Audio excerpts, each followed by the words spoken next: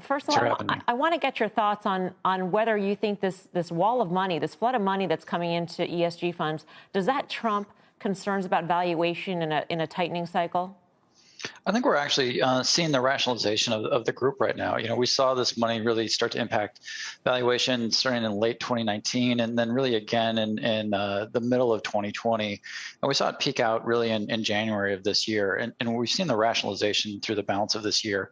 And I think what's happening now with concerns around the lack of passage of the Build Back Better bill with the group is that we're going to get back to fundamentals. And I think with the group of the SPACs, now largely digested by the buy side, we're seeing folks really pick winners in this group, and it's really the leaders in each of these categories.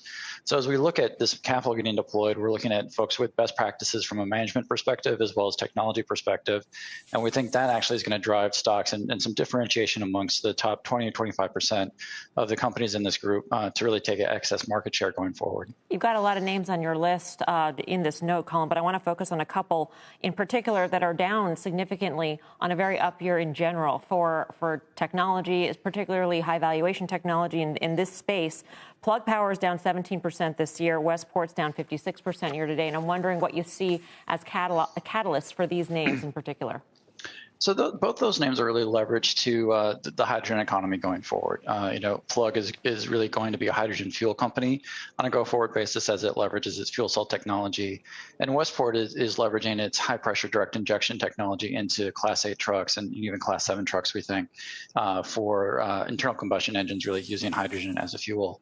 And part of what happens early stages in the technology development cycle is that you see valuations anticipate long-term growth, and then they start to rationalize as these businesses get a little bit more real.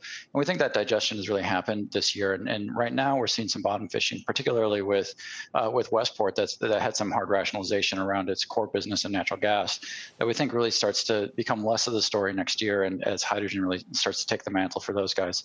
With Plug, it's really a lot of execution here. They are growing out a large network of hydrogen fuel assets. And we're just seeing the first part of that execution happen here late this year and early next year. What is institutional ownership of these two names like, and should we expect sort of that money to come in because it's under-owned, perhaps? For Plug, there's a wide range of folks that own this across strategies. Westport, we think, has been underappreciated here, largely from a market cap perspective, as well as how the story, is going to play out from a numbers perspective with the transition of its core business. And so I think what we're seeing right now, particularly in the last 6 weeks, is a lot of interest in looking at new ideas for January 1. And we think people are evaluating where they want to put money to work as they close up the year and start fresh next year. But it's going to be wide range from a strategy perspective and a geographic perspective.